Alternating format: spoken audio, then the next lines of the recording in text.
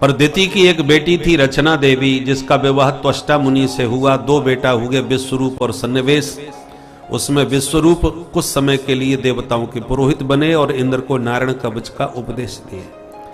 6वें स्कंद के 8वें अध्याय में ये जो नारायण कवच है, ये भागवत का बहुत दिव्य कवच है। जो भी द्विजाति इस नारायण कवच का नित्य पाठ करे तो भगवान कवच बन के सदा सर्वदा उसकी रक्षा करते हैं। इसलिए थोड़ा भी संस्कृत का ज्ञान हो, संस्कार हो, तो प्रत्येक प्राणी को नित्य प्रति ये नारायण कवच का पाठ कर लेना चाहिए।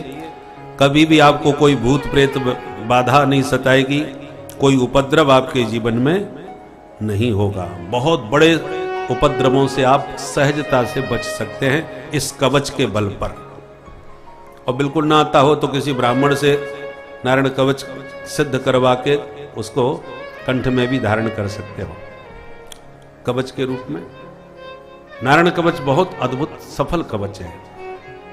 जब कोरोना काल में लोग बहुत पीड़ित हो गए तो एक फोन पहला जब हमारे पास आया कि महाराज हमारे पूरे परिवार को खो गया, क्या करें। हमने के सोच विचार करके बताते हैं।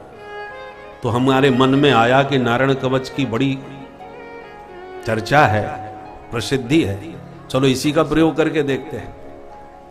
तो हमने उनसे कहा तुम एक व्यक्ति के संकल्प से 1100 पाठ नारायण कवच के करा लो।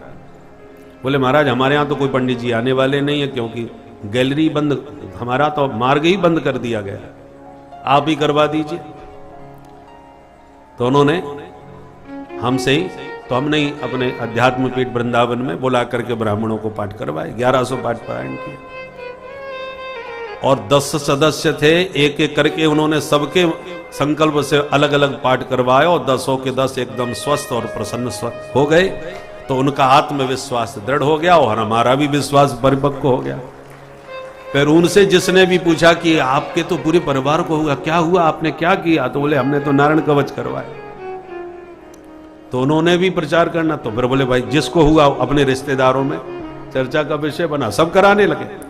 अब तो महाराज हमारे यहाँ जो नारायण कवच की ध्वनि गूंजी, सब ब्राह्मण, वृंदावन से बहुत से ब्राह्मण पलायन कर रहे थे क्योंकि धर्मानुष्ठान सब बंद हो गए थे। पर हमारे यहाँ ऐसा अखंड नारायण कवच चला कि ब्राह्मण भी सब प्रसन्न हो गए, ब्राह्मणों का हृदय से आशीर्वाद भी सबको मिला और नारायण कवच का प्रभाव और ब्राह्मणों का आशीर्वाद, भगवान की कृपा भी ऐसी रही। बिना कृपा के तो काम नहीं बनता कि जिसने संकल्प लिया सबके सब स्वस्थ हो गए, सबके सब प्रसन्न स्वस्थ रहे। तो प्रचार होता गया, यहाँ तक कि हमारे तुलसी पीठाधीश्वर पूज्यपाद श्री स्वामी रामभद्राचार्य जी महाराज के अस्वस्थ होने पर भी उन्होंने भी स्वयं संकल्प बोल करके ब्राह्मणों से पाठ पारायण करवाया था। अभी भी जब हुए थे तब उन्होंने करवाया। तो तात्पर्य यह है कि हमारा भी विश्वास दृढ़ होता गया और जिन्होंने करवाया वे भी स्वस्थ होते गए। तो हम तो अखंड रूप से प्रतिदिन करते ही हैं, इसलिए विश्वास पूर्वक आपसे भी कहते हैं कि आप भी प्रतिदिन कीजिए। और उस समय जब हमने ये करवा रहे थे तो उस समय हम भी प्रभावित हो गए थे कोविड से।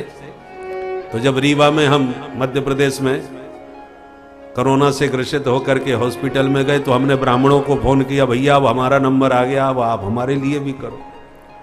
तो सब ब्राह्मणों ने पाठ किया। उन ब्राह्मणों का आशीर्वाद और नारायण कवच की कृपा देखो आज आपके सामने बैठे हुए स्वस्थ हैं।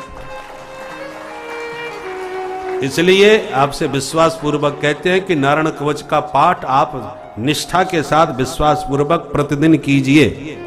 अभ्यास न हो तो अभ्यास किसी ब्राह्मण के द्वारा पाठ करने का बना लीजिए। प्रतिदिन आप अभ्यास करेंगे तो सब हो जाएगा। हमारी माता श्री ज्यादा पढ़ी लिखी नहीं है, 2 क्लास पास है केवल, परंतु प्रारंभ से ही राम रक्षा कवच का पाठ करती है। तो महाराज पूरा राम रक्षा स्तोत्र का पाठ अभी भी करती है, गुनगुनाती रहती है।